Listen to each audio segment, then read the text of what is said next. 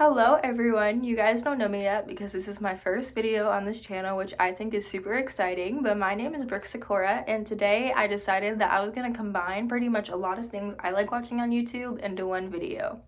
So today, that means that we're going to be doing a paranormal story time while I do my makeup. And for today specifically, we're going to be going over one of the most, if not like the most scariest and popular stories and like movies when it comes to paranormal things, and that's The Conjuring. And I think when a lot of us see movies, we're like, oh, like they're dramatizing it to make a good movie, but that's not necessarily the case with this story, which I think is super interesting and scary to think about. So let's get into it. So this story starts off whenever Carolyn, Roger, and their 5 daughters moved into this farmhouse in Harrisville, Rhode Island.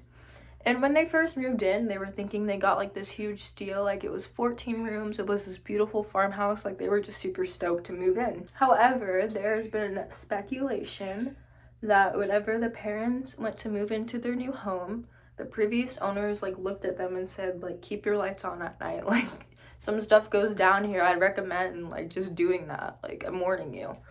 And so I don't even really think they thought a ton of this until they started noticing like small things on their own. And what I mean by that is when the parents moved in, they could just kind of immediately tell like something was off, like when they started living in this home. But they didn't really think a ton of it until small things started happening in the house. So like the broom would just randomly go missing, and then there would be like scratching noises on the kettle when nobody was around, just like smaller things, like nothing like too concerning. So they still weren't like super like, oh my gosh, like what is wrong, but it was just weird things, like okay, whatever, I guess. But yeah, that's all that kind of happened for a little bit, and then it started to get just a little bit bigger. The daughters would notice figures or like spirits walking around the house, and this wasn't even really concerning because most of the spirits seemed just like harmless and just like living there. But this unfortunately also changed very quickly, and there were some spirits that showed up that were very, very angry. And this is when Miss Carolyn took it upon herself to do some research on the house and just kind of figure out like what's happening here, like is there a reason that we have all these presences here.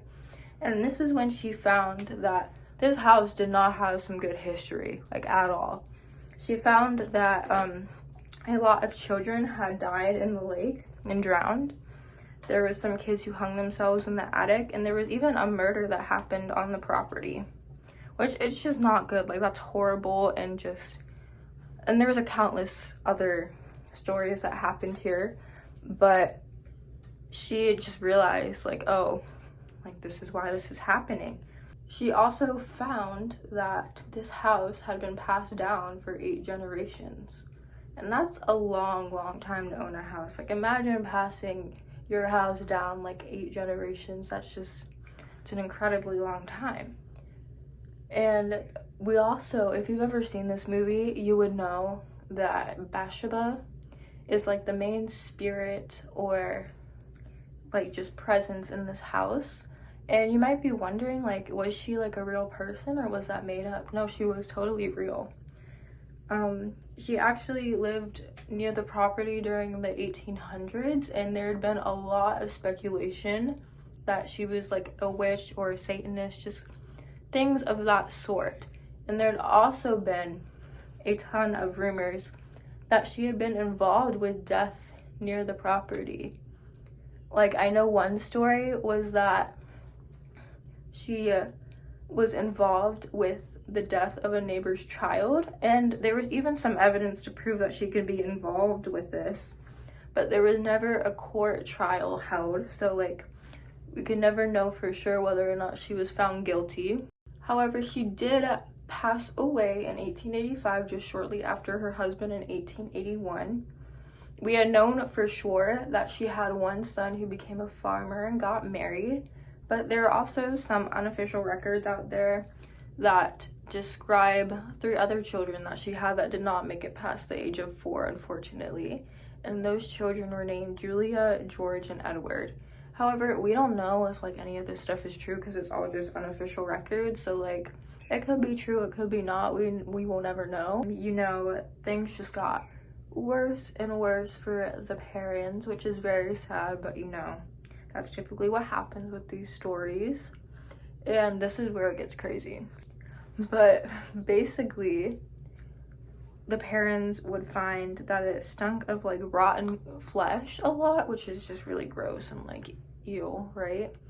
But then beds would start rising at 5:15 in the morning. Like imagine just like having a nap or like sleeping overnight and you just like wake up and you're like levitated like that. I don't know. That's just not something that I feel like people would be into. So in the true events, the Warrens helped the parents throughout like 1974. And if you've ever seen this movie, I don't know if you can recall, but there was like a huge exorcism at the end because the mother was possessed, and that was kind of like the turning point of the story. And that actually did not happen in real life. Lorraine states multiple times that her and her husband would absolutely never perform an exorcism because those are meant for Catholic priests. So instead, what happened was they performed a seance.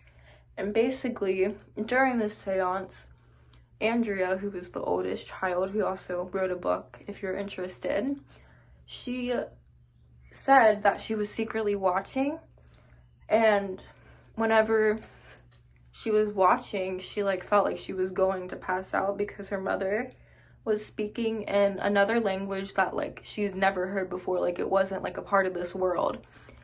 And she also said, like, this is where it gets like absolutely crazy.